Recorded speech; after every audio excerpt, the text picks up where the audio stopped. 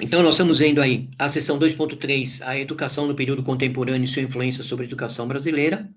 A seção 2.4, a pedagogia no período contemporâneo e suas influências sobre a educação brasileira. A unidade 3, História, Sociedade e Educação no Brasil 1. E a seção 3.1, a educação brasileira na Primeira República. Então, a gente começa lá falando aí de Jean-Jacques Rousseau, né? Um grande filósofo do ilusionismo, um dos que tiveram um grande envolvimento na educação, né? Alguns conceitos, algumas definições desse filósofo. Né? Mas antes da gente falar isso, a gente dá uma introdução aí no iluminismo. Eu ia falar ilusionismo, né? Iluminismo. E o que seria o iluminismo, né? Então, o iluminismo, ele foi aí um movimento intelectual, surgiu no século XVIII lá na Europa, e defendia o uso da razão contra o antigo regime. Então, o uso da razão à luz e o antigo regime às trevas, e pregava uma maior liberdade econômica e política, porque havia muita repressão naquela época, né? O povo era muito reprimido naquela época. Então, começou-se aí a brigar pela liberdade, tá? Então, esse movimento, ele promoveu grandes mudanças políticas, econômicas, sociais, baseados todos nos ideais de liberdade, igualdade e fraternidade. Então, liberdade, igualdade, fraternidade é o lema da França, tá? Liberdade, igualdade e fraternidade, tá? Então, o iluminismo tinha o apoio da burguesia, pois os pensadores e os burgueses tinham interesses comuns, ou seja, então você tem a classe, vamos dizer que você tem a classe rica e a classe pobre, né? Então, um tem um pensamento e outro tem outro pensamento. Mas, nesse caso aqui, o pessoal resolveu ajuntar aí as forças, ok? Vocês assistiram um filme sobre isso, depois um videozinho, né, rápido sobre isso, depois a gente conversa sobre o que vocês entenderam disso, tá? Muito bem. O filósofo mais popular durante a Revolução Francesa, né, foi justamente Rousseau, que foi um dos principais influenciadores da formação do pensamento político e educacional moderno. Então, ele fez grandes mudanças, ele teve uma grande participação, uma grande influência em toda essa mudança. Só que, primeiro, o que ele procurou fazer? Entender e estabelecer uma visão acerca do comportamento humano no chamado estado de natureza. Então, antes de qualquer coisa, né, ele procurou ter uma visão do comportamento humano. É o que eu sempre costumo dizer, tá? Antes de você tomar qualquer decisão, antes de você julgar alguém ou falar alguma coisa, você precisa estudar aquilo sobre o qual você quer expressar alguma opinião, né? Então, a mesma coisa foi ele aqui. Antes de fazer qualquer coisa, ele estudou, né? Ele estabeleceu uma visão sobre isso, ele quis entender ali o chamado estado de natureza, né? Que é um conceito de filosofia moral e política que denota as condições hipotéticas e como a vida dos humanos pode ter sido antes da existência da sociedade civil organizada. Tá? Então, ele primeiro procurou entender todo esse conceito, tá? O estado de natureza, as condições da pessoa antes de ter acontecido alguma coisa, né? Antes da existência da sociedade civil organizada, antes de ter sido tudo organizado, para que ele pudesse fazer alguma coisa. Então, sempre antes de eu tomar alguma decisão, é importantíssimo eu estudar alguma coisa, eu verificar alguma coisa, tá? Isso numa condição normal. Num filósofo, então, isso é muito mais acentuado, porque o filósofo, ele sempre vive do porquê, né? Antes de fazer alguma coisa, ou qualquer coisa que você pergunte, ou qualquer coisa que ele vai falar, mas por que existe isso? Mas por que foi feito aquilo? Né? Mas por que tomou-se esta decisão?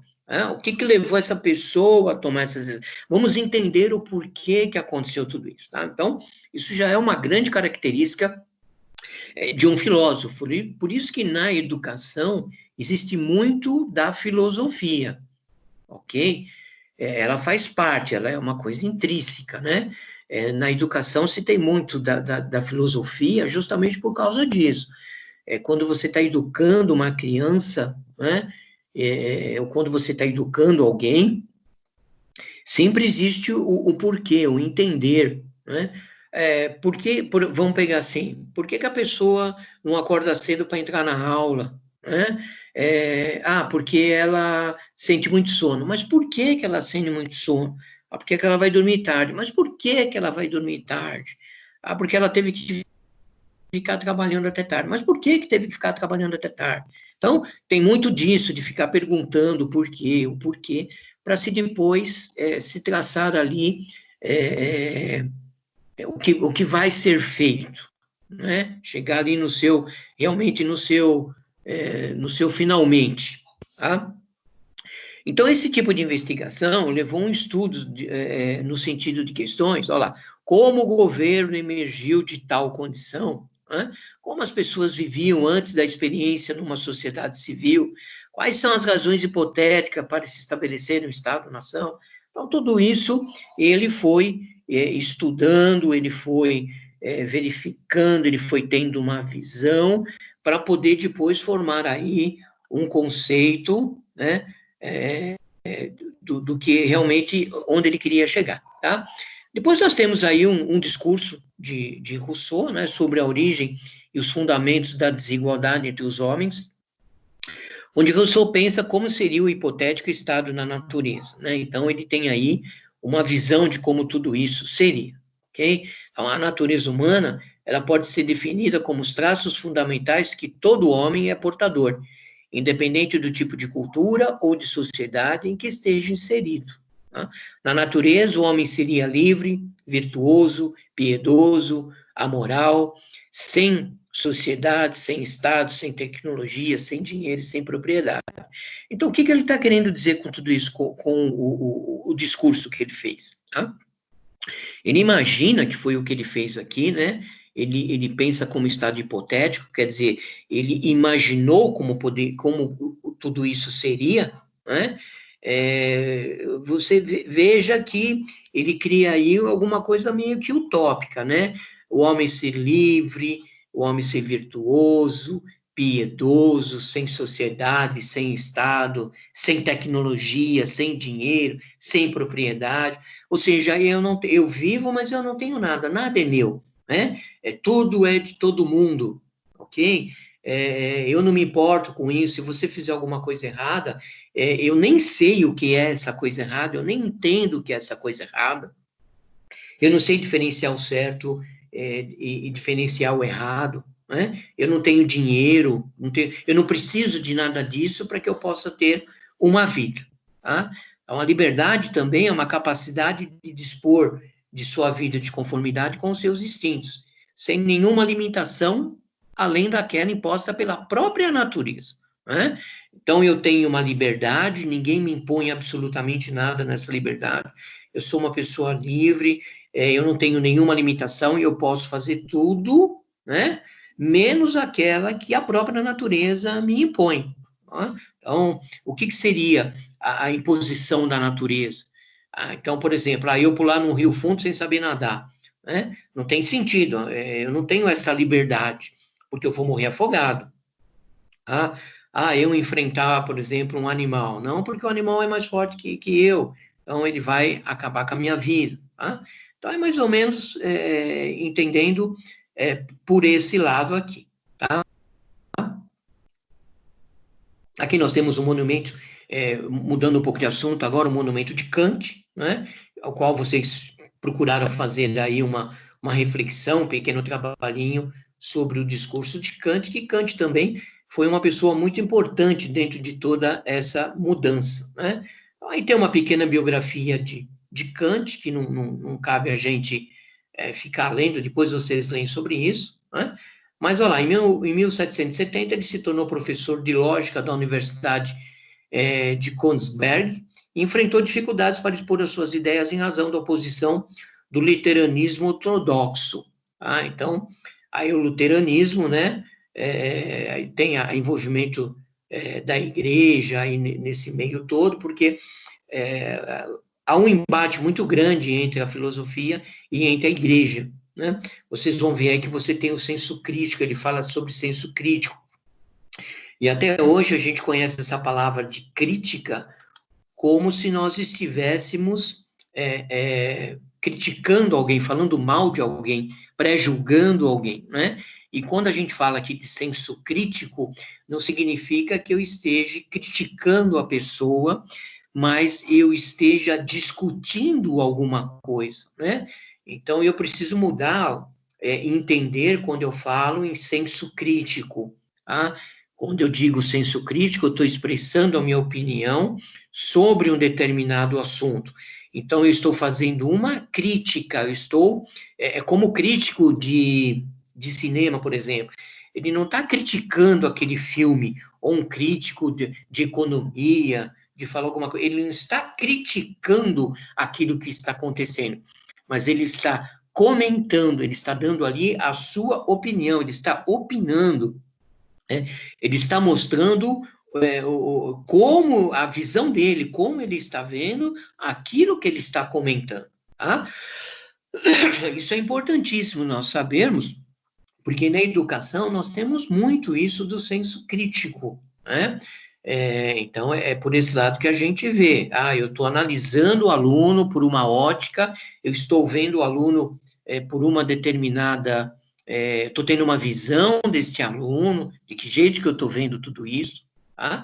Para que eu possa expressar uma opinião, para que eu possa formar uma opinião, para que eu possa discutir tudo isso, tá? E aí entra a minoridade humana, né? Onde Kant, ele define a palavra esclarecimento como a saída do homem de sua minoridade. Esse texto é bacana, o Kant é legal, né? O próprio iluminismo significa justamente isso, né? Um esclarecimento, quando ele fala de iluminismo, aí ele está querendo dizer de esclarecimento. Então, nós podemos ligar essas duas palavras, né? Iluminismo, de você ser iluminado, e quando você ilumina, você tem uma visão. Então, a sua visão abre, você sai da escuridão, então você esclarece tudo aquilo, você esclarece, então fica claro para você. Tá? Então, esse texto que acredito que vocês tenham lido, acredito que vocês tenham assistido aí ao vídeo, né? Um vídeo até muito bem explicadinho, eu achei, por isso que eu selecionei ele para vocês assistirem, né? Ele explica justamente isso, que o homem precisa sair da sua minoridade. O que é sair da minoridade? É deixar-se guiar, né? Hoje acontece muito isso. Se você parar hoje para pensar e traçar aí um perfil das coisas que acontecem e por que estão acontecendo, você percebe que uma grande parte, infelizmente, das pessoas ainda continuam na minoridade, ou seja, tem uma pessoa maior, uma pessoa poderosa, que fica ditando as regras, e essas pessoas menores, por falta de conhecimento, por falta, às vezes, por falta de vontade, por incapacidade, né, de tomar uma determinada decisão, por falta de... porque não foi treinada isso, não foi lhe mostrado que ela poderia tomar uma determinada decisão, essas pessoas ficam tomando decisões por elas e, de uma certa maneira, fica manipulando tudo isso, né? Pegando um exemplo aqui, eu vou até pegar um exemplo aqui de casa, né? O meu filho mais novo, tá? Ele veio depois de 15 anos, que eu já tinha o meu filho mais velho, então ele é a raspa do tacho, hoje o mais novo tem 25 anos, né? É o meu caçula. E a gente lembra que, claro, depois de você criar 3 filhos, e o mais velho tem 15 anos, né? E aí vem uma criança, você passa a educar de uma forma diferente. Então, não é que existe uma educação diferente, não é que você educa o seu filho diferente. O que acontece é que você, como pai, você, como mãe, você tem uma visão diferente na criação, tá? E a gente só passa a entender isso a partir do momento que você passa pelo ocorrido, ou que você começa a estudar, e que você começa a ler, você começa a perceber tudo isso, né?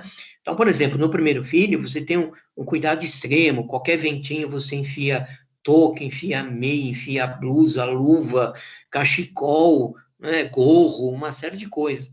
Quando você já está no terceiro, no quarto filho, não que nada, não vai pegar gripe, deixa aí, não precisa pôr blusa não, não tá frio. Ou seja, você aprendeu uma série de coisas quando você veio educando. Então, você foi ganhando experiência. Tudo aquilo, você vai agregando, né? Você vai aprendendo. Então, a criação dele foi muito assim.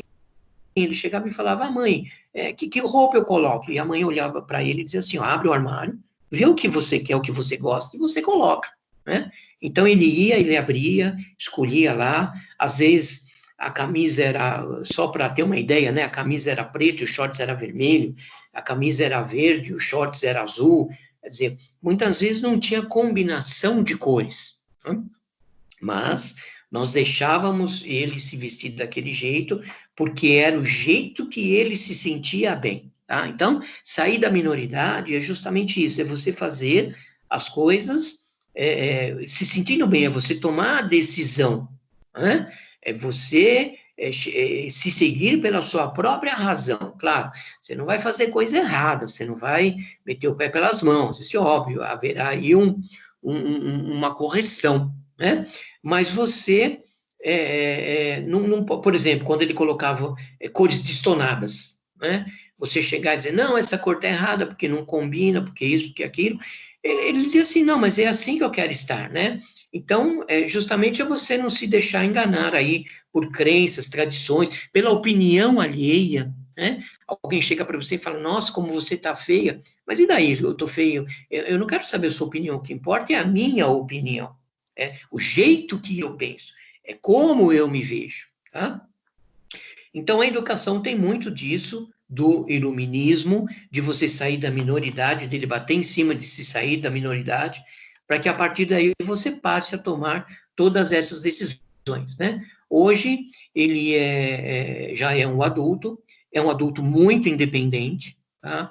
Ele entra, ele sai, ele faz as coisas dele, ele não pergunta se ele pode fazer, se ele não pode fazer, ele vai, ele faz aquilo que ele acha que é certo, né? Quando ele tem dúvida, ele vem, ele procura, ele senta, ele conversa, troca uma ideia para saber se aquilo que ele está querendo fazer está dentro do padrão, se está certo, tudo mais, né? Então, quando realmente ele tem uma dúvida, não que ele não vá fazer, mas quando surge a dúvida, então ele vem, ele senta, ele conversa, ele se inspira e tudo mais, né? Ele é uma pessoa que lê bastante, ele se inspira muito em literaturas, ele lê muito para poder formar uma determinada opinião, né? Então, o que é legal nele é justamente isso, ele é muito autodidata, né?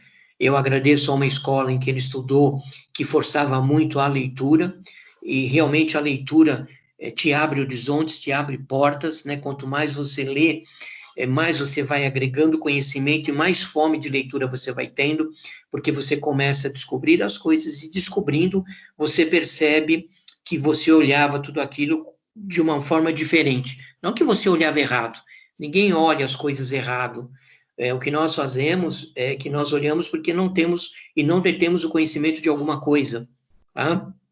Por isso que a educação é importante, porque a educação nos direciona a isso, a educação nos leva a isso, tá? a ver alguma coisa de uma forma diferente do que eu estou vendo, né? Eu tenho um exemplo prático para isso. Por exemplo, você tem uma dívida para pagar, alguma coisa para pagar, e você não tem dinheiro para pagar essa dívida. Eu acho que até já comentei isso com vocês. E aí eu fico olhando só o problema, eu não tenho, não tenho, não tenho. Em vez de dizer, como eu posso buscar uma solução para isso? Eu vou falar com fulano, eu vou falar com ciclano, eu vou catar latinha, vou vender latinha, eu preciso levantar, preciso ir no banco, preciso perguntar para esse, para aquela coisa, né? Então eu preciso ir pela parte do sim, não ficar batendo sempre pela parte do não, tá? Bom, a gente fez aí uma série de comentários e eu gostaria de saber de vocês dessa primeira parte aí, que teve o vídeo do Kant, o vídeo do Iluminismo, teve o texto do Kant. Eu gostaria de saber de vocês aí o que vocês acharam, qual a visão que vocês tiveram, se você concorda com isso, se você não concorda com isso, o que mais te chamou a atenção, né? O que mais fez com que você acordasse nisso tudo, ou passasse por uma experiência, ou dissesse, nossa, a partir de agora eu vou fazer assim, não assado. Então, eu gostaria que vocês comentassem alguma coisa aí, quem quiser, tá? Microfone aberto a vocês. Pode falar, Oi, Ana. Oi, professor, bom dia. Eu achei muito interessante, né? Porque serve de lição para a gente também, né? Porque às vezes a gente acaba deixando alguém te influenciar sem você pensar antes. Isso mesmo, né? A gente percebe, talvez a gente perceba hoje em dia, Sim, quantas vezes as pessoas nos influenciaram, né? Às vezes de uma forma direta ou de uma forma indireta. E eu acabei sim, concordando simplesmente por concordar, às vezes por comodidade, né? sim. Ou por preguiça de, de confusões, né? E acaba aceitando. Por preguiça. Eu acho que nós somos pessoas, quando eu digo assim, nós, óbvio que toda regra tem a sua exceção, eu não quero dizer que vocês fazem parte desse grupo, ok? Mas eu acho que nós somos um povo muito acomodado, muito preguiçoso, né? Eu acho que é assim, eu recebo alguma coisa, eu me satisfaço com aquela coisa, né? E pronto, agora você pode fazer o que você quiser. Não é bem por esse lado, né? Eu estou sendo vendido por muito pouco e eu acho que a minha vida, o meu pensamento, a minha liberdade, a minha vontade, ela é muito mais cara do que tudo isso. Sim, através disso aqui a gente já começa a abrir mais os olhos, né? Ter mais atenção nas atitudes, né? Em alguns comportamentos também. É, por isso que às vezes a gente costuma dizer, eu tenho um pouco o pé atrás com filosofia, eu vou ser muito honesto com vocês, tá? Eu tenho um pouco o pé atrás de vocês. Eu leio bastante, eu olho, eu tento discutir todas essas coisas, eu vejo pontos de vista tal.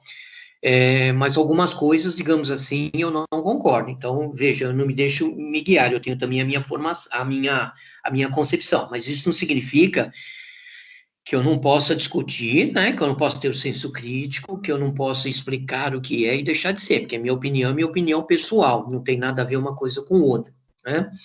Mas Sim, aí a gente passa a entender o porquê da filosofia, né?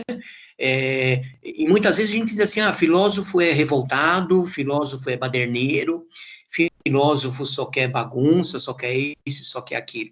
E na realidade não é isso, né? É uma forma de ver as coisas, é uma forma de conceituar outras, né? E de mostrar que, poxa, o espaço que você tem, eu também posso ter. Aquilo que você quer fazer, eu também tenho o direito de fazer. Não importa se você é da realeza e eu sou burguês. Não importa se você é rico e eu sou pobre. O que direitos importa iguais, é que né? Oi? Direitos iguais. Direitos iguais, exatamente isso, né?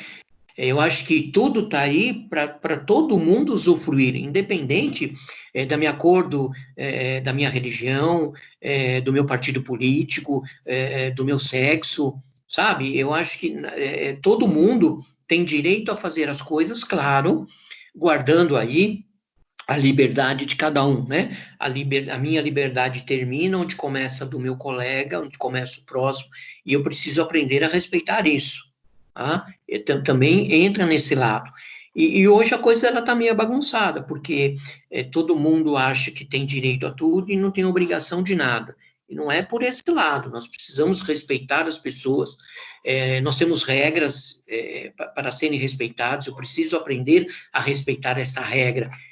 Então, eu entendo por que existe a regra, o primeiro passo é esse. Por que existe a regra? E eu quero entender por que existe a regra. A regra existe por causa disso, disso, disso. Então, tá bom. Então, eu preciso respeitar essa regra. Então, eu vou respeitar essa regra. Mas desde que essa regra não tire de mim a liberdade, tá? Não tire de mim o direito de ir e vir, digamos assim, né? Não me tire o direito de viver, de expressar a minha opinião, né? de fazer o senso crítico, digamos assim, tá? Eu tenho esse direito, né? Então, eu acho que é mais ou menos isso que foi exposto aí, que foi comentado, que foi dito, tá? Você quer completar mais alguma coisa, Ana? Somente isso, professor. Tá bom. Mais alguém quer expressar a sua opinião?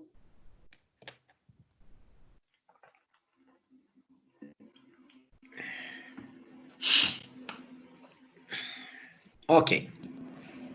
Então, vamos lá. Bom, como é que era o ensino aí nas escolas no século XIX? Né? Então, nós temos aí uma foto, mais ou menos da época aí, para vocês verem como é que é, cheio de aglomeração, né? Todo mundo aí. E como é que era isso? Bom, a escola naquela época, ela era uma base de formação e educação de uma determinada pessoa, de um ser, né? Então, ela tinha um papel fundamental, tanto social como profissional, tá? E o ideal é o que acontece na maioria dos casos, é que os estudos comecem bem cedo na vida de uma pessoa, claro, né? Então, nós passamos, em média, aí 12 anos no ensino fundamental e médio, antes da gente ingressar no ensino superior. Então, veja, são 12 anos que, teoricamente, nós deveríamos chegar na faculdade com uma bagagem de educação enorme, né? Nós deveríamos saber de tudo e de todos, porque, afinal de contas, você estudando 12 anos, e basicamente só estudando, digamos assim, né? A bagagem deveria ser alguma coisa realmente enorme, né? Então as pessoas buscam, né, também cada vez mais formas de aprendizagem, exigindo cada vez mais desde o maternal. Então isso também é importante, tá? Você buscar, né? Não se é, não se deixar levar, ou digamos assim, né?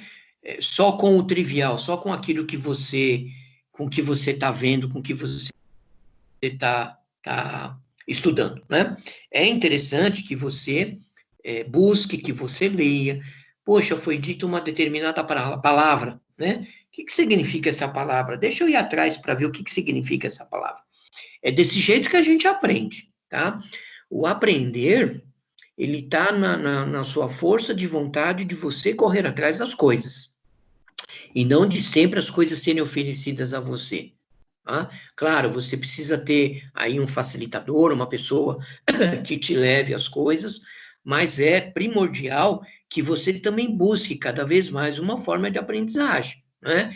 E quanto mais você busca essa forma, mais exigente você fica e mais você aprende, tá?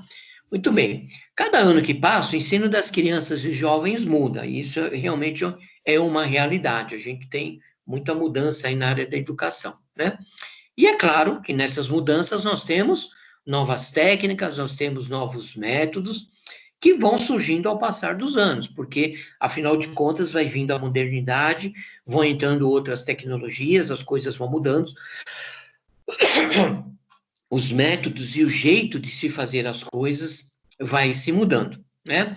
E aí, se você parar para pensar de quando você era criança, na época do seu pai, do seu avô, quanta coisa mudou daquela educação para a educação de hoje, né?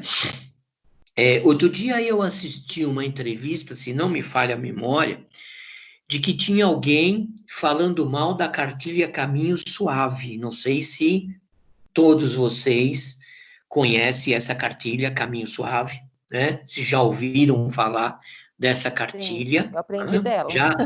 Oi? Já. Eu aprendi por Já. ela. Aprendeu por ela. Eu também Sim. aprendi por ela, né? A de abelha, B de bolas, aquela coisa toda, né?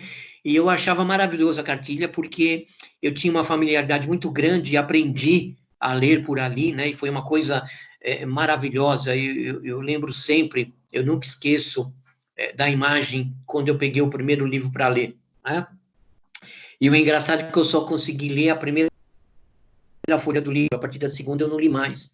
E eu não entendia por que eu não conseguia entender todas aquelas letras. Mas, e muita gente falou mal dessa cartilha, né? Há tempos atrás eu vi uma reportagem sobre isso, dizendo que a cartilha estava errada, que imagina se utilizar esse tipo de alfabetização, que não tem nada a ver, etc, etc. E aí eu fico me perguntando, engraçado, mas eu aprendi a ler sobre isso, né?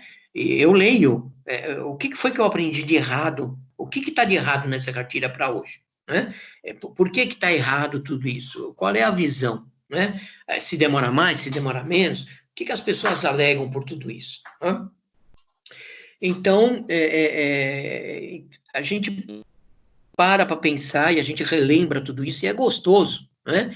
E é claro que daquela época para hoje muita coisa mudou, né?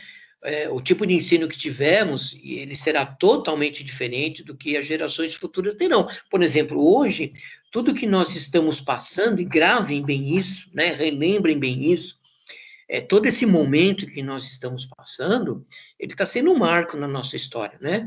E lá na frente nós vamos lembrar de tudo isso. E as pessoas vão dizer assim para a gente, nossa, mas como é que vocês viviam naquela época? Né? Hoje, por exemplo, nós temos alguns jovens que viram para a gente e falam assim, mas como era a época de vocês sem a internet? Como é que vocês faziam? Como é que vocês se comunicavam? Como é que vocês trocavam informações? Eu não me imagino viver sem internet. Né? Então, nós que somos da geração antiga, né, da geração do telégrafo, do telegrama, do fax, do início da televisão colorida, né? Eu lembro que eu tinha televisão, era preto e branco, eu não tinha televisão colorida, e fiquei um bom tempo sem televisão colorida, né? Eu achava aquilo maravilhoso, porque vinha na casa dos colegas, e na minha casa não tinha TV colorida, era preto e branco. Né? Então, as pessoas imaginam, e muitas vezes a gente para também e fica imaginando, falando, nossa, como é que eu conseguia viver sem o telefone celular? Né? Como é que era viver sem tudo isso? Tá? Então, muito se questiona também sobre o método de ensino no século XIX, né? A falta de recurso tecnológico e de informação para a criação do que temos hoje pode ser claramente vista atualmente. Então, nossa, como é que se conseguia passar o ensino, como é que se conseguia educar naquela época sem ter todas as ferramentas que nós temos hoje? Né?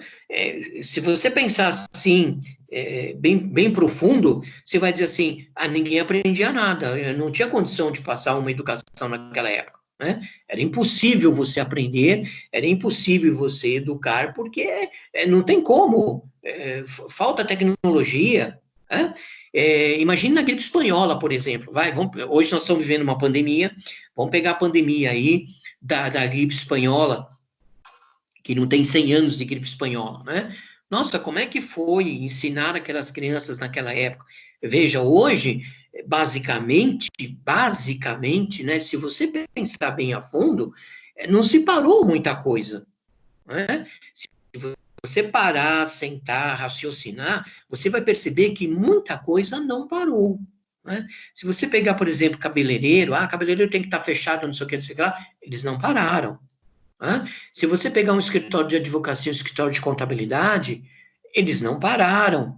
Se você pegar, por exemplo, a padaria, né, e mais a fundo, esses locais onde, por exemplo, a rede de fast food não parou, ela continua trabalhando. O que houve foi uma modificação, o que houve foi um ajuste na forma como as coisas vinham acontecendo. Então, a gente vai voltar de novo lá atrás, no iluminismo, né, na minoridade, naquela coisa toda. Então, eu fazia uma determinada coisa porque era assim que eu tinha que fazer. Eu estava acostumado a fazer a coisa sempre da mesma forma. E, de repente, eu me pego numa situação onde eu tenho que mudar para poder continuar a fazer alguma coisa. Então, Aí vai entrar o quê? Vai entrar a sua criatividade, vai entrar a inovação, vai entrar a maneira de ser. Eu vou mudar a minha ótica, eu vou mudar o meu jeito de ver as coisas, tá? Isso é muito importante, né? Nós estamos falando de educação, falando de filosofia, falando de iluminismo, de senso crítico. Tudo isso tem todo esse envolvimento de eu ver as coisas de uma forma diferente como eu estava vendo, né? Eu olhar sobre uma outra ótica. Talvez eu ter a empatia e olhar com os olhos dos outros, ok? Então, veja, a gente acabou se reinventando nisso tudo, né? A gente acabou criando outras alternativas, outras formas de vermos as coisas, tá? E naquela época, óbvio, o ensino era uma coisa muito rara, né? Poucas pessoas tinham acesso à escola, principalmente as pessoas que trabalhavam nas áreas rurais, né? Eram pessoas distantes da cidade. Aí você pega só esse trechinho, né? Pessoas que tinham dificuldade de acesso, né? Aí você pega isso do século XIX, 2 séculos atrás, 200 anos. Olha, 200 anos não é muita coisa, né? É pouca coisa. Tá certo que a gente não vai viver tudo isso, mas se você pegar em termos de história 200 anos, né, não é uma coisa muito distante, tá? Se a gente, quando nós entrarmos aí na era de Vargas, nós vamos ver que o golpe que foi dado na época de Vargas, em 1930, 31, você vê, não tem 100 anos, né? É uma coisa recente, se você parar para pensar, né? Então, e está se falando muito em golpe agora, no governo anterior também se falava de golpe, aquela coisa toda. Então, você vê a história da democracia, a democracia que nós vivemos hoje, mudando um pouco de assunto, só para poder entrar aqui tem relação com o que a gente está falando, é uma história recente, não é uma história muito distante. Então, o que eu estou querendo dizer com isso? Que esse trecho que a gente fala aqui de que poucas pessoas tinham acesso à escola, né, e principalmente as pessoas que moravam em áreas rurais, e aqui eu abro e crio um paralelo, área rural, morar distante, e eu pego gente que mora numa determinada comunidade, distante de um centro, por exemplo, né? Eu tenho alunos que estão desesperados, e isso acontece todos os dias, que ele mora numa determinada comunidade, e que mesmo que ele tenha o 4G no celular dele, o que já é uma grande conquista, tá? Ele não consegue acessar a aula. Ele não consegue acessar ao vivo. E muitas vezes, para ele poder ter algum tipo de conexão, ele mora numa comunidade e numa daquelas casas, e que você sabe que é morro, e você tem uma casa no primeiro piso da rua, e depois vai construindo lá para baixo, né? Às vezes tem 5, 6, 7 casas lá para baixo. Então ele tem que sair lá de baixo, ele ou ela tem que sair lá de baixo, subir toda a escadaria até chegar na rua e tentar ali fazer com que pegue o sinal para poder fazer alguma coisa. Gente, nós estamos no século XXI, isso é uma coisa inadmissível, tá? É impossível você pensar como é que pode, numa era de tecnologia que nós estamos, vivendo a tecnologia que a gente está vivendo, tendo tudo à nossa frente, à nossa mão, eu não consegui ter um acesso de internet, tá? Então, pegando esse parágrafo que a gente vê que do século XIX para hoje não mudou muita coisa. As pessoas ainda continuam com dificuldade de ir para a escola, de frequentar a escola, e para ela, infelizmente, o ensino ainda continua sendo alguma coisa muito rara, né? Então, por isso que nós, da educação, cada vez mais a gente precisa criar formas, criar maneiras, criar oportunidades para essas pessoas. Tudo bem, toda a caixa de laranja, né, tem lá a laranja podre, infelizmente, né? Todo lugar tem aquele que se aproveita de uma determinada situação, e para a gente aqui, isso aqui não é diferente, tá? Mas eu não posso parametrizar por esse lado, eu preciso sempre parametrizar pelo lado daquela pessoa que está precisando de ajuda, que necessita de uma flexibilidade, Por que que aí entra os porquês, aí vai entrar a área da filosofia, né? Mas por que que você está precisando disso? Por que que você precisa fazer isso? Mas o que que foi que aconteceu? Então, eu preciso entender, né? Eu preciso ter aí o senso crítico, tá? Para poder tomar uma determinada decisão, e não simplesmente dizer, não, eu não faço isso. Então, eu preciso entender o que está acontecendo, ok? Alguém quer fazer algum comentário sobre isso?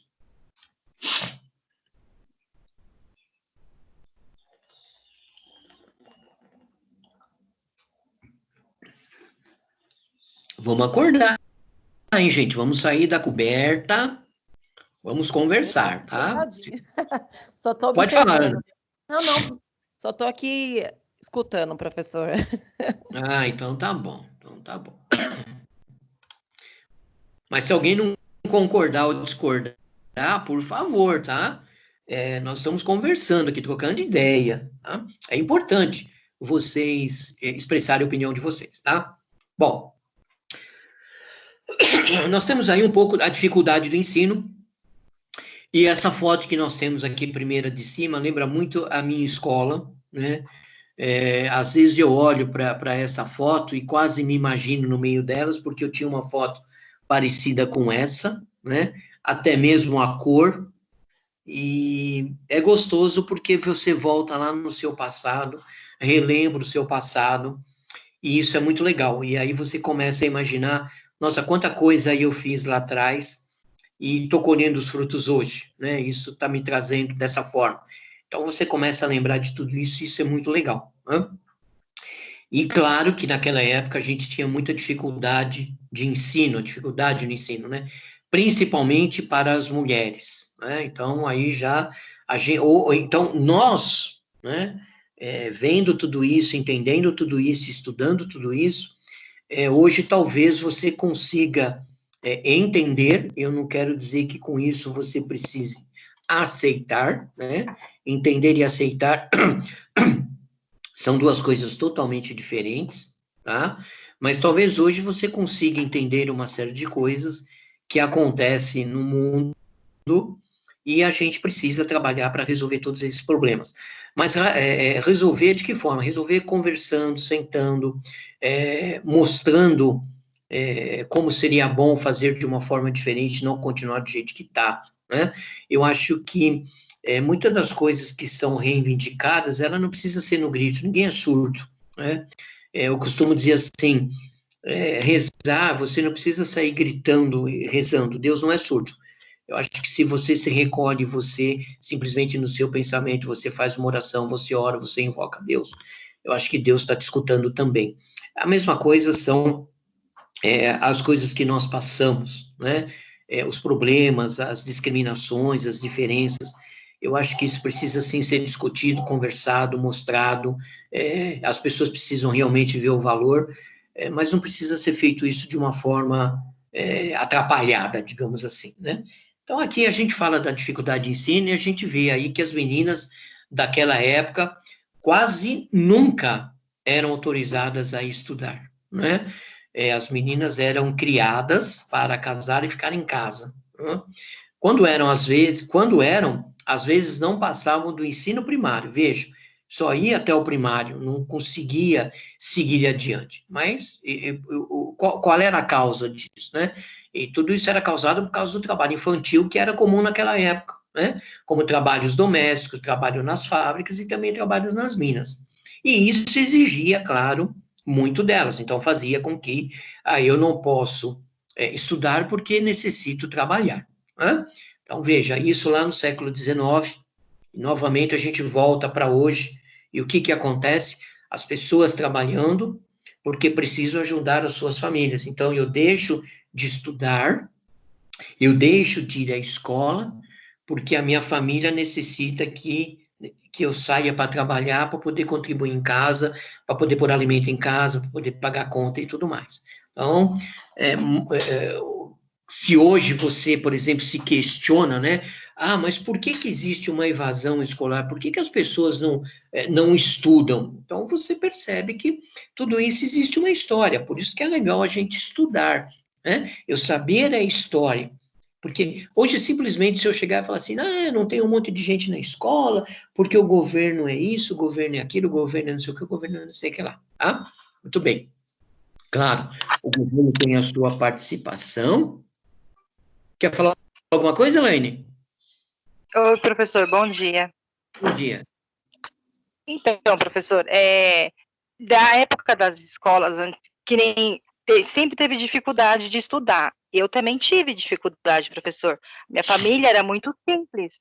Não tinha como pagar uma escola particular ou um curso, sabe? Então, hoje eu vejo por que muitas pessoas têm dificuldade de estudar.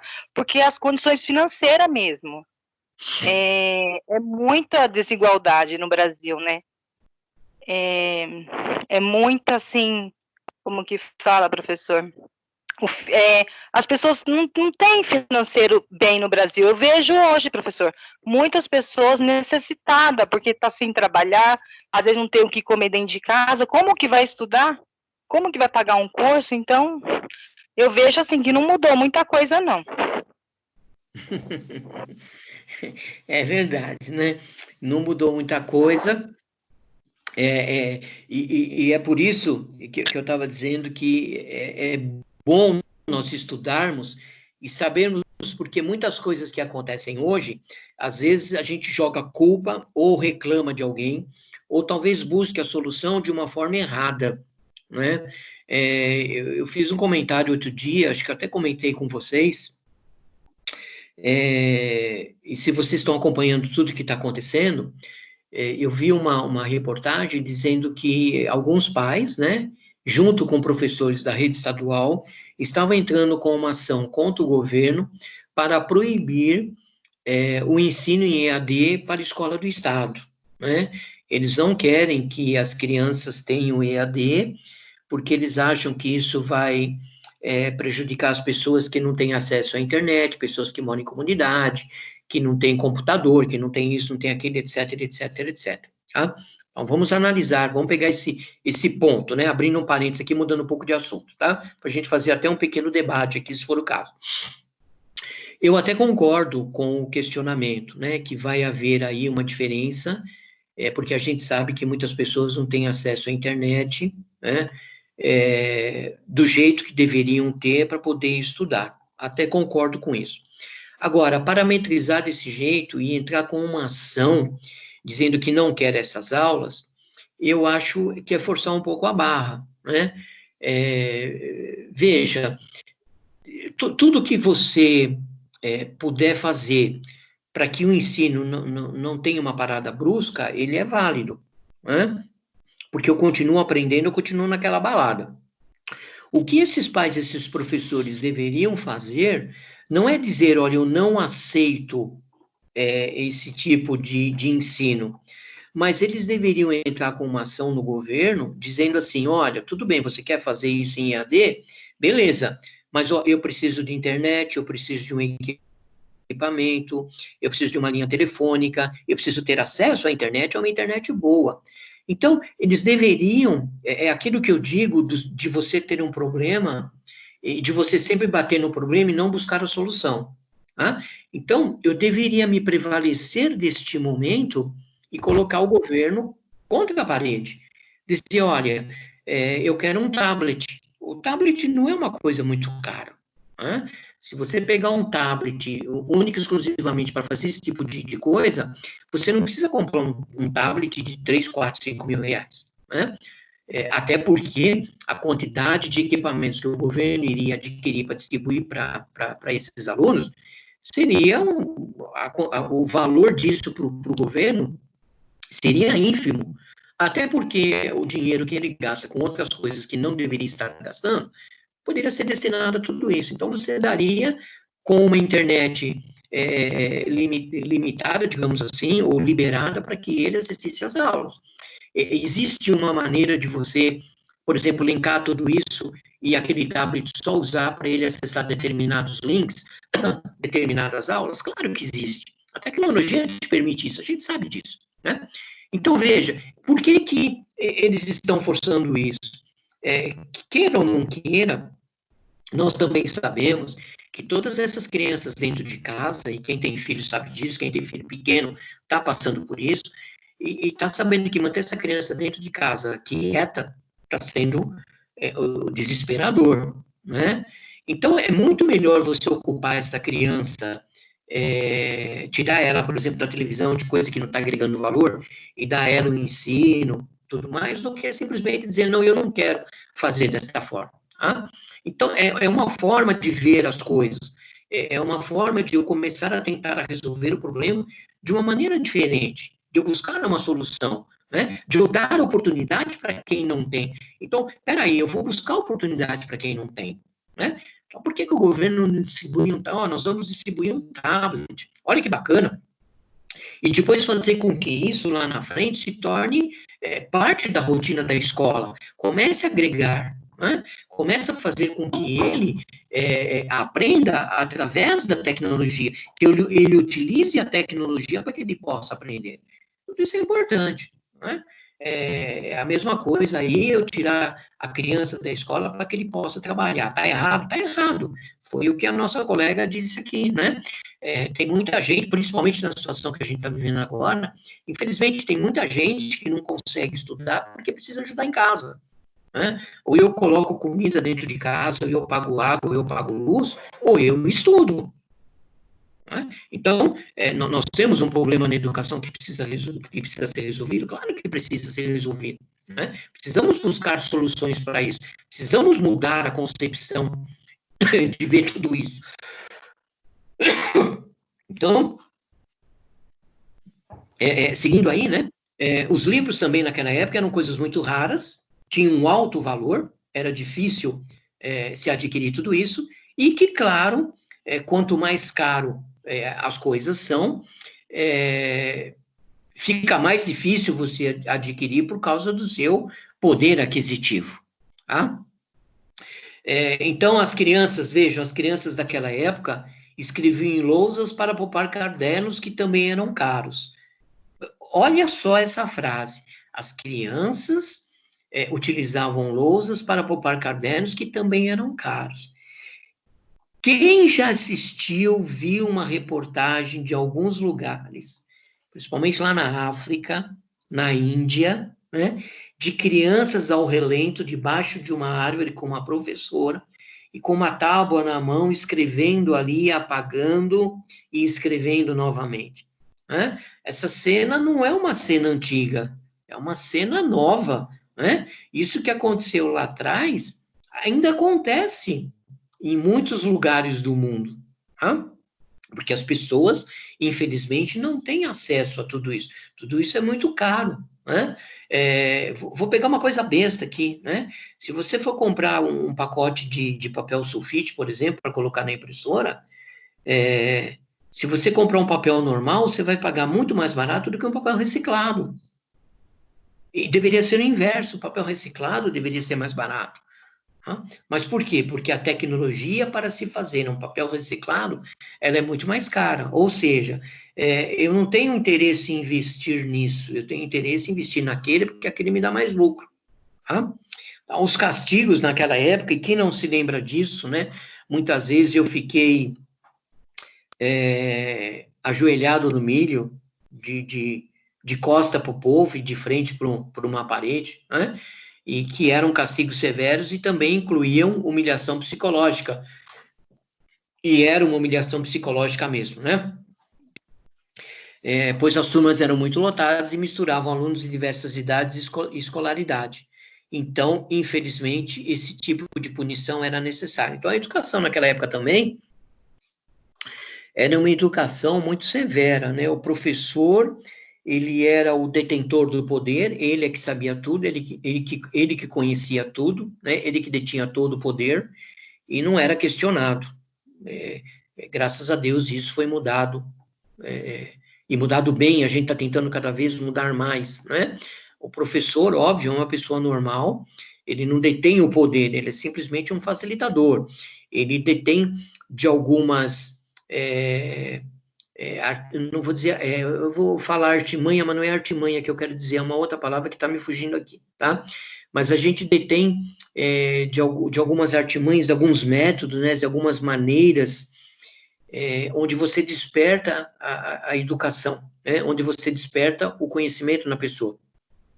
E é isso que realmente um verdadeiro educador ele tem que fazer. Aí a gente volta de novo lá no Kant, né?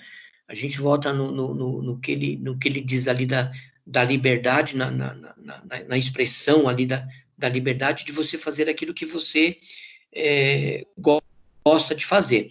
Agora, nós também temos que entender o seguinte, a educação, né, ela precisa ter a liberdade de chegar para você, o que você quer estudar, o que te chama a atenção. Isso é muito utilizado na pré-escola, né, nas crianças, né, que é a forma que se tem de vocês vão ver isso mais para frente, mas é a forma de você educar a criança e começar a despertar nela a responsabilidade, o envolvimento, a vontade de conhecer as coisas, né? Você começa a descobrir talentos, porque você percebe que a criança, ela gosta de fazer uma determinada coisa, ela pende em fazer uma determinada coisa em relação a outra, então, você começa a trabalhar tudo aquilo de uma forma que cada vez mais ela vai aprendendo, tá? Mas tem que existir a regra, tá? Não é fazer o que se quer fazer, né? Precisa-se ter regras, né? Algumas para serem acompanhadas, porque senão acaba virando bagunça, tá? E naquela época também, o ensino era muito baseado na memorização, né? Acho que todo mundo aqui vai lembrar que quando a gente saía de férias, faça não sei quantas vezes a tabuada do 1 ao 10, copie não sei quantas vezes o texto tal, repita não sei quantas vezes a palavra, né? Então, era só memorizar, memorizar, memorizar. E quando você só usa de memorização, você não está usando aí a criatividade da pessoa, porque você está parametrizando, né? Você está dizendo, olha, você precisa aprender isso aqui, então você fica igual vaquinha de presépio, né? Aquela coisa, né? Isso. Então, isso também é uma coisa que não se pode, não se deve fazer, tá? Então, nesse ponto, a educação, ela está procurando mudar e mudar bastante, é necessário mudar tudo isso, tá? Por isso que hoje a gente procura ter uma sala de aula invertida. O que significa sala de aula invertida? O aluno traz o questionamento e a gente passa a fazer um debate, né? O professor não fica ali só colocando as coisas, falando, explicando, escrevendo na lousa. Não. Palavras-chave, vamos discutir isso, o que você pensa, o que você pensa, o que você pensa, se discute, se chega ali num senso comum, ok?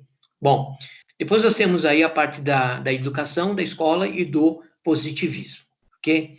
Com as contribuições de Comte e do seu pensamento empirista, que considerava apenas os fenômenos que podiam ser observados, batizando de anticientíficos aqueles que provinham dos processos mentais do observador. A educação passou por aferições, tanto dos métodos de ensino, como do desempenho do aluno. Tá? Não há como se negar que as contribuições de Comte para a educação, inclusive a que é realizada em dias atuais. Tá? Se vivemos numa sociedade marcada pela individualidade, pelo egoísmo, um modelo de escola e de educação que priorizassem o despertar do altruísmo nos discentes, seria muito bem-vinda, ok? Além do mais, apesar de recebermos pessoas fortemente ligadas à espiritualidade, no seu sentido cristão, temos que convir que o espaço escolar é, acima de tudo, científico. Tá? A escola também positivista ou não é espaço ideal para questionamento, reflexão, estudo profundo. Então, a gente precisa ver a escola, né? Nós temos que ver a escola por esse lado, né? A escola é um lugar de você questionar, de você perguntar, de você estudar, de você ter reflexão, de você ter o senso crítico, de você debater, de você trocar ideias, de você escutar o que a pessoa tem para te falar e de você ter direito também de dizer alguma coisa. Tudo isso é importante, tá? Então, a escola, ela tem que ser vista sobre essa ótica, tá? A escola não é um lugar de imposição, não é um lugar de generais, de coronéis, né? mas é um local de você repartir tudo isso, repartir o conhecimento, de você ter reflexão, de você ter, trocar conhecimentos, tá?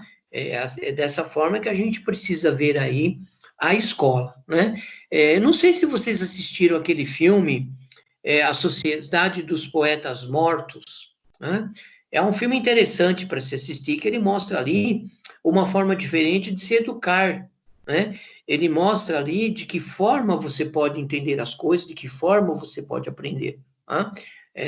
O aprendizado, nós aprendermos e conhecermos alguma coisa, não precisa ser sempre feito da mesma forma, da mesma maneira.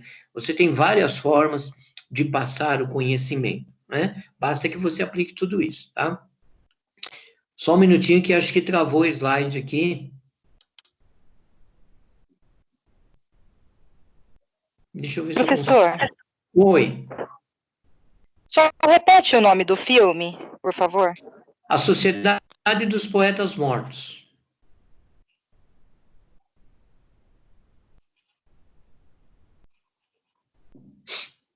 Obrigada, professor. De nada, de nada.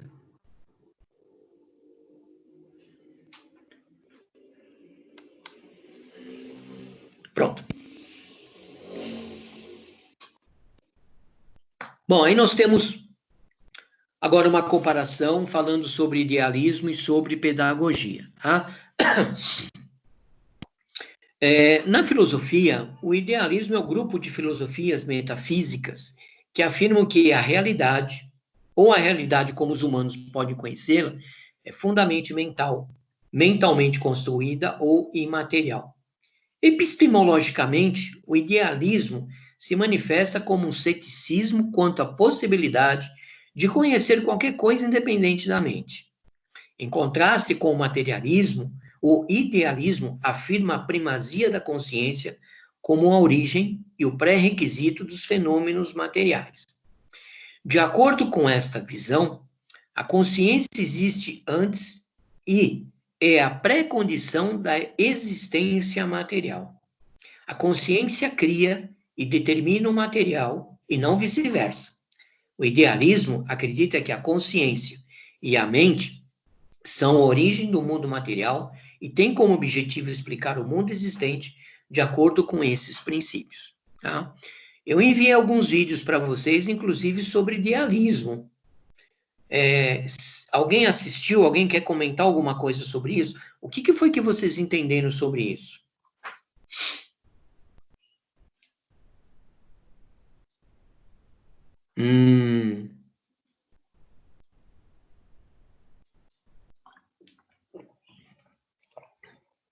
Tá difícil hoje, hein? Vamos lá. O que ele está dizendo aqui com o idealismo? Idealismo vem de você idealizar alguma coisa, tá? É de você imaginar alguma coisa. Então, ele está querendo dizer aqui... ele está querendo dizer, bem no comecinho aqui, inclusive, que a filosofia ela vê isso como uma construção mental, né? Ele afirma que a realidade é construída antes da materialidade, que eu não vou ter ideia de alguma coisa observando a matéria e depois eu vou idealizar alguma coisa. Ele está dizendo que você idealiza alguma coisa antes de você antes de você ver o material, né? O que ele diz ali, a consciência, ela cria e determina o material e não vice-versa. Então, a minha consciência, a minha mente, o meu idealismo, ele vai criar o material, tá? Então, eu idealizo isso antes, eu vejo isso antes, tá? Não é porque eu vejo um determinado produto, alguma coisa, tá? E depois eu vou idealizar isso. Não, eu primeiro crio a idealização e depois é que eu vou ver a matéria e vou ver como é que eu vou fazer, tá? Então, o que ele está querendo também comentar aqui? Se você pegar isso aqui e transferir para uma pré-escola, por exemplo, foi aquilo que eu disse para vocês, né? Quando você dá uma caixa de papelão para a criança, ela não está vendo a caixa de papelão. Ela vai primeiro idealizar alguma coisa e transformar aquilo numa matéria, na caixa de papelão. Então, a caixa de papelão vai se transformar em alguma coisa. Por isso que ele está falando de idealismo e pedagogia. Tá? É isso que eu preciso entender na criança. Então, por exemplo, eu dou uma caixa de papelão para a criança senta dentro e faz daquilo um automóvel, por exemplo. Né? Então, o que aconteceu ali? Ele idealizou e depois materializou. Ok? Então, a filosofia vê a mente como dessa forma. Né? Ele vê... Ele diz que a gente vê essas coisas dessa forma. Né? Então, no finalzinho ali ele fala, ó, o idealismo acredita que a consciência e a mente são a origem do mundo material e tem como objetivo explicar o mundo existente de acordo com esses princípios. Então, eu explico muita coisa que está acontecendo ao meu redor através daquilo que eu estou imaginando, que eu estou idealizando. Né? Eu não tenho o inverso. Olha, fechou a porta. Fechou a porta, então significa que eu não vou sair, tá? É o inverso, né? Eu não posso sair. Então, para que eu não possa sair, eu vou fechar a porta, percebe? Então, é mais ou menos desse jeito, tá? Então, o idealismo e a pedagogia funciona dessa forma, tá? Eu primeiro vou idealizar alguma coisa e depois eu vou materializar esta coisa, ok? Meu Deus, está começando a travar as coisas aqui.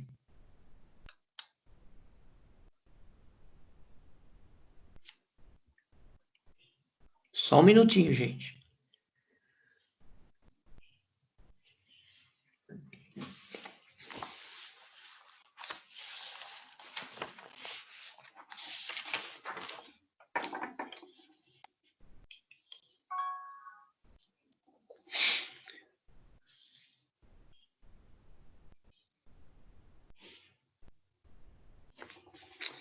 Ai, Senhor. Espera aí, mudou. Aqui. Depois nós temos aí o socialismo e a pedagogia. Tá? Refere-se às ideias do professor ucraniano Makarenko. Ele propõe uma escola baseada no trabalho produtivo em substituição à escola burguesa baseada em métodos lúdicos. Em 1933, Makarenko publicou poemas pedagógicos onde narrou a sua extraordinária experiência na direção de uma instituição. Tá? Só uma coisa aqui, peraí. Essa pedagogia, que muito contribuiu para a reforma educacional soviética, após a Revolução de 1917, compreende o ser humano integrado numa comunidade que deve ser feliz. Daí a ideia de que a vontade do grupo deve prevalecer sobre a vontade individual. Né? Então, o que significa o socialismo aqui? O que ele está falando de socialismo? Né? Então, o socialismo significa que prega a distribuição de todas as coisas que você tem para o meio comum, né? Ele de certa forma, ele supre a propriedade privada e das classes sociais para distribuir para as outras pessoas, né? Então, ele quis dizer aqui que em substituição à escola burguesa baseada em métodos lúdicos, ele acha que ele precisa ensinar as pessoas, explicar, educar ali as crianças, de maneira que eles passem a entender que nada é dele, que tudo tem que ser dividido igualmente entre todas as pessoas. Então, ele não vê a parte do individualismo ali, mas ele vê a parte do grupo. Então, ele fala no final, daí a ideia é que a vontade do grupo deve prevalecer sobre a vontade individual. Ou seja, aquilo que a maioria decide, a minoria tem que aceitar e fim de papo. Né? Então, ele acha que tem que agir dessa forma. O socialismo é bom? É uma questão, se for olhar pelo lado político, precisa analisar aí a fundo, não é o nosso caso aí, que aí já entra na área da política, né? Não é o nosso caso aqui, tá? Opa, pulou uma mais aqui, volta aqui, tá? Depois ele fala aí sobre o pragmatismo da educação. Então, o que significa pragmatismo aí, né? vem de uma palavra grega que chama pragma, que vem de prazo, que quer dizer prática, ação, feito, façanha, né? Então, por exemplo, quando você fala assim, é uma pessoa pragmática, então é uma pessoa que consegue realizar as coisas, que consegue fazer as coisas, que tem prática naquilo que faz, né? Que age, que tem ação de fazer aquelas coisas, né? Por isso que a gente fala de pessoas pragmáticas. Então, são aquelas pessoas que realmente são dotadas de uma determinada especialidade, que consegue fazer as coisas de uma forma muito fácil, né? Muito rápida, tá? Então, o que significa aí o pragmatismo? O que é considerar a prática e o feito se não considerar a experiência? Então, experiência, o que ele explica o que é experiência? É o que se monta conjunturalmente pela prática, feito, passando, né? Então, quando você fala que uma pessoa tem experiência, ela realmente detém de todo o conhecimento, de toda a habilidade para fazer alguma coisa, né? Então, ele diz aí também, né, que assim o mundo é um conjunto de relações, ou falando de outro modo, um conjunto variável de experiências, tá? Caso o homem queira tirar as melhores maneiras de se conduzir no mundo, ele que entenda essa característica relacional e prática no mundo, ele que dê atenção para a experiência. Esta foi a grande novidade do pragmatismo. Então, o pragmatismo aí, no caso, ele quer dizer para você que você tem aí uma grande experiência, tá? Então, por que a gente fala de pragmatismo dentro da educação? Por que é importante isso? É porque você usa toda a sua experiência, né? Qual foi a experiência que você passou? O que foi que passou? O que foi que você está trazendo para contribuir para o grupo, tá? Para contribuir para as pessoas. Isso tudo é muito importante, tá? Então, pragma tem a ver também com pragma, com experiência, e por isso que se fala muito em pragmatismo, tá? Também é uma filosofia que leva em conta a experiência em todos os seus sentidos. É olhando para a experiência que vemos que a vantagem tem sido uma conselheira da humanidade. Assim se toma experiência, a nossa e a dos outros, para adotar como um guia para as nossas decisões. Então, eu adquirir experiência, como é que eu adquiro? Bom, eu adquiro estudando, lendo e principalmente olhando outras pessoas fazendo uma determinada coisa, então eu vou aprender ali olhando, conversando, trocando figurinha, me entendendo com essa pessoa, tá? Então, na educação, o que ele quer dizer aqui? Que você entrega as coisas para o aluno, para que ele tenha experiência e, através dessa experiência, ele aprenda alguma coisa, ok? Por isso que se fala de pragmatismo na educação, né? É utilizar um termo bonito simplesmente para dizer assim, olha, coloca ali uma lata cheia de bolinhas e deixa a criança ter a experiência, né? E ver o que ela vai aprender com aquela lata, com aquelas bolinhas, tá? Então, é utilizar o pragmatismo dentro da educação. Então, você vai educar, você vai ensinar através da experiência, tá? Então, é a mesma coisa que por exemplo, o vídeo que eu coloquei para vocês assistissem, né? Para que vocês vissem, se não assistiram o vídeo, é interessante vocês assistirem os vídeos, a lista dos vídeos está lá na unidade 2.3 e 2.4, para vocês, tem uma lista lá de vídeos para vocês assistirem, são vídeos curtos, 10, 6, 7 minutos, diga. Então, na unidade 2, seção 4, tem um link lá que eu até comentei na semana passada, mas só que não está abrindo. O link de da quê? unidade 2, seção 4. Eu tentei na semana passada, ainda até comentei, aí o senhor falou que tinha deixado assim mesmo, que estava faltando coisas para ser completadas. Ah, mas está liberado agora. Liberou? Está liberado. Até a seção 3.2 está tudo liberado. Vocês podem acessar que está tudo liberado. Tá, vou dar uma olhadinha então depois. Tá Eu liberado, estava tá? tentando entrar e não estava dando erro. Na realidade, eu levei um pouco de tempo para fazer tudo isso, em virtude de uma série de problemas que a gente teve aqui para resolver perante a instituição e preparar a aula e fazer uma série de coisas, né?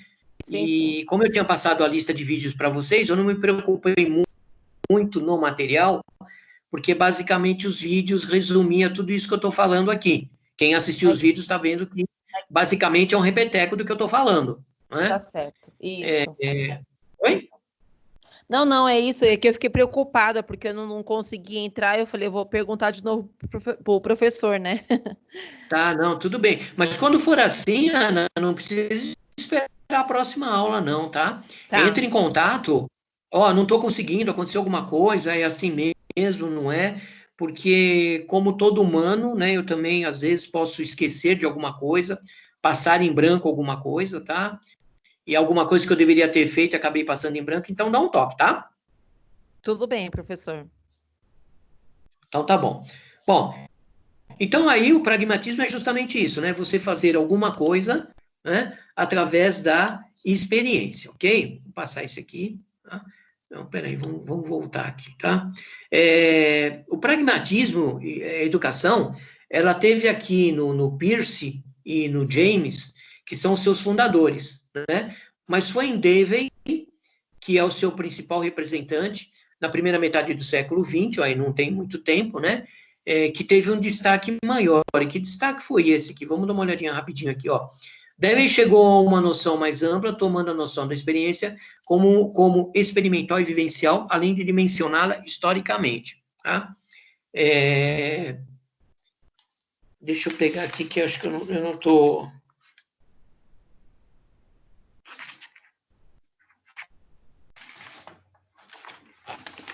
Eu não estou conseguindo enxergar o slide aqui. Opa, mudou.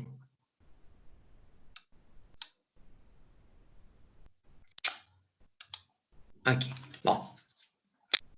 Peirce entendeu a considerar a experiência como um experimento, dando ênfase para a prática controlada. E James tendeu a ver a experiência como experiência de vida, em um sentido psíquico, vivência, como nós poderíamos dizer. Tá? Então, cada um deles vê a experiência e adotou a experiência de uma forma diferente, né? Dimensionou de uma forma diferente, tá? Fez o envolvimento de uma forma diferente, ok?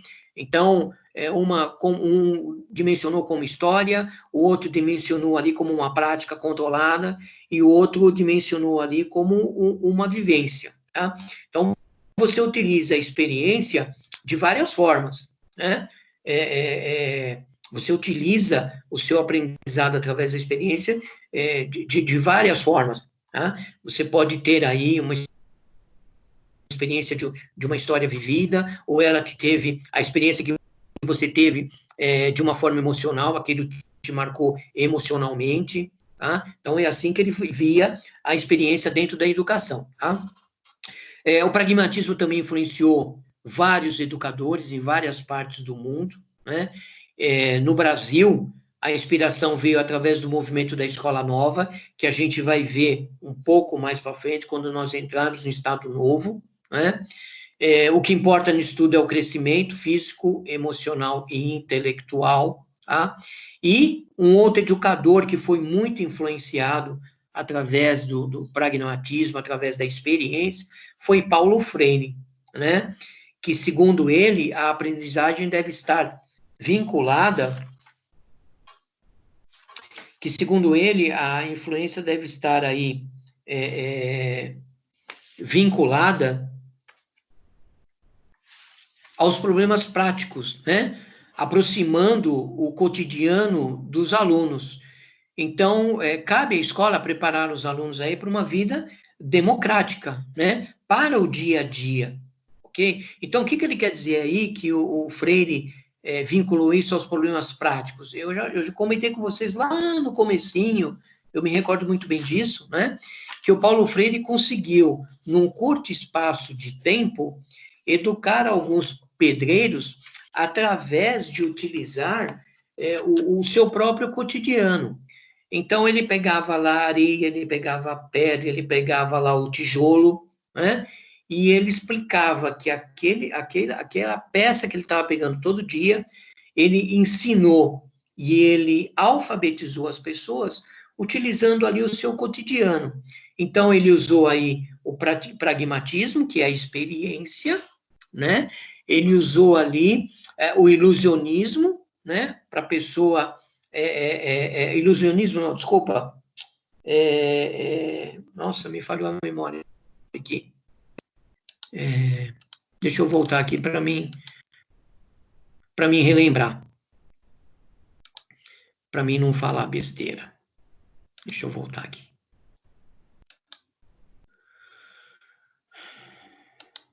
Ai, travou, meu Deus. Bom, enfim, só para a gente não perder tempo. Então, ele usou toda dessa experiência para que ele pudesse educar aqueles pedreiros, né? O idealismo, pronto. Ele usou também do idealismo, né? Usou do pragmatismo, para que as pessoas pudessem aprender e aprender de uma forma muito rápida. Então, isso significa, e não dá subsídios para dizer, que se você colocar a experiência, né? Se você deixar a pessoa ter a experiência para ser educada, é um caminho prático e rápido. Isso significa o quê? Que quanto mais você usar a prática, quanto mais você fazer, quanto mais você colocar a mão para fazer as coisas, mais rápido você vai aprender, tá? Isso é importantíssimo, ok? Por isso que nós precisamos provocar vocês para que vocês assistam um vídeo, para que vocês leiam um texto e para que vocês expressem a sua opinião sobre aquilo que você está lendo. Não importa se você vai falar uma coisa certa ou uma coisa errada. Não precisa dizer ao certo, mas será que se eu falar dessa forma e eu estou falando de forma correta? Será que é isso mesmo? Não é? Será que eu entendi assim ou entendi errado? Não importa isso, tá? O que importa é a experiência, é você realmente dizer o que você está vendo, de que forma que você está vendo, tá? Isso é importantíssimo, ok? Então, a participação é importante.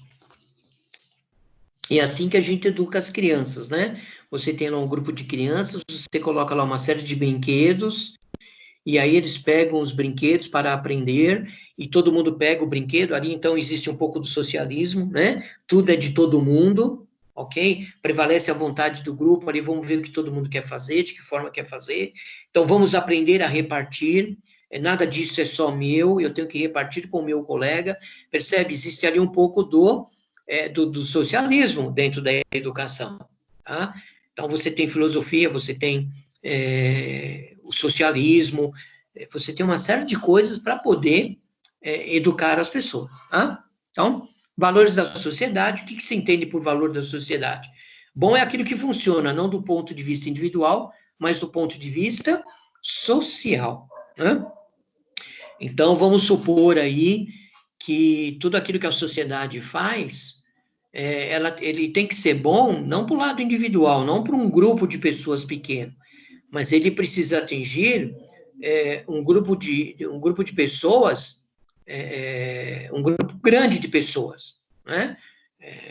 Então, vamos supor que eu faça alguma coisa aqui para vocês, que vai atingir só esse grupinho de pessoas aqui hoje que está assistindo aula. Não, eu não posso fazer isso só para vocês, tem que fazer isso para todo mundo, é importante fazer isso para todo mundo, tá?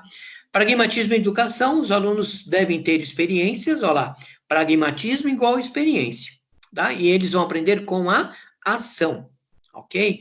Então, eu preciso criar experiências, eu preciso colocar os alunos de maneira que eles vão fazer os experimentos. O que é o experimento? Pegar alguma coisa, por exemplo, o texto. Vamos fazer essa experiência. Você vai pegar o texto, você vai ler e vai dizer para mim o que foi que você entendeu desse texto.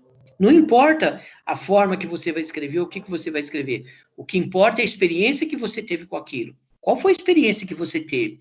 Eu assisti um vídeo, 10 minutinhos, tá? Qual foi a experiência que você teve com esse vídeo? O que significa essa experiência? O que ele me passa, o que eu entendi, o que me chamou a atenção, o que eu vi. Na realidade, tá?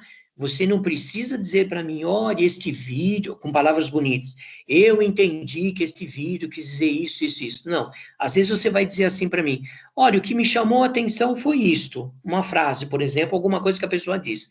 Olha, foi isso que me chamou a atenção. A diferença, digamos assim, social que existe. Pronto. Você entendeu alguma coisa. Você experimentou alguma coisa. É isso que vale, tá? Os professores, eles têm que ser colegas dos alunos, tá? Nós estamos todos no mesmo barco, então a gente precisa ser colega aqui, tá? O aluno é o centro do processo de ensino e aprendizagem, óbvio. Nós estamos aqui por vocês, não por mim. Você é a pessoa mais importante aqui, nesse momento, tá? O currículo deve levar em conta as questões que surgem do interesse dos alunos, e as aulas precisam ser práticas, tá? Então, o centro de tudo isso são vocês, é o indivíduo, é o aluno, né? Então, o currículo deve levar em conta as questões que surgem do interesse dos alunos. Então, eu preciso me preocupar com aquilo que vocês querem aprender, com aquilo que vocês querem ver, com aquilo que vocês têm mais interesse para vocês. Então, tudo isso é muito importante, tá? Bom, até aqui, entendemos? Vocês querem fazer algum comentário? Querem falar alguma coisa? Vamos lá.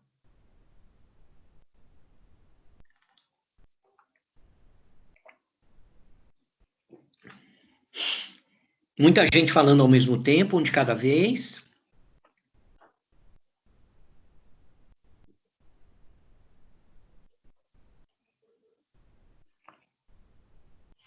Ô, professor. Diga. Em relação também da nossa época, que a gente não tinha internet, a gente